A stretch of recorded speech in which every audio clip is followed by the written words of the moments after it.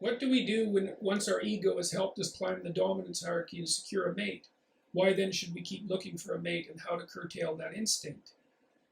Well, I think part of the way that you curtail that instinct is that you have the sort of life that you would have with a mate. The question is, what's the purpose of pair bonding? And one of the fundamental purposes of pair bonding, well, there's a couple. One is that it solves the sexual access problem so that you don't have to continue to obsess about who you're going to be with and where and how, and so you can get on with other elements of your life. But I mean, with your mate, you have to decide, well, what does it mean that you're now together? There's companionship, obviously, and friendship, and there's shared interests. You have to decide what they are, and I would say that you should continue dating your partner at least once a week or perhaps twice a week, because otherwise the romance goes out of your life. But then also you have to decide about children and eventually about grandchildren, because you're going to get old and you're going to get older and more mature, and children are a huge part of life, and they get a bad rap, which is really unfortunate because maybe I'm different in this regard. Perhaps I am to some degree, but I never regretted having kids for even 1 second, because they're so, all of a sudden you have an intimate relationship with new people that is as close as any relationship that you've ever had.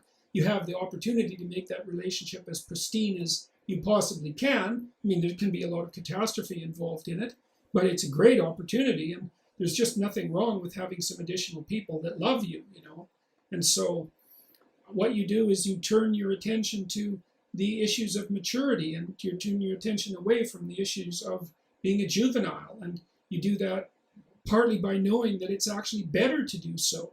There's nothing more absurd than the 40-year-old, 20-year-old. It gets ugly, and there's something like spoiled milk about it. It goes off. And you have to gracefully accept the challenges of each stage of life, and things work a lot better when you do that.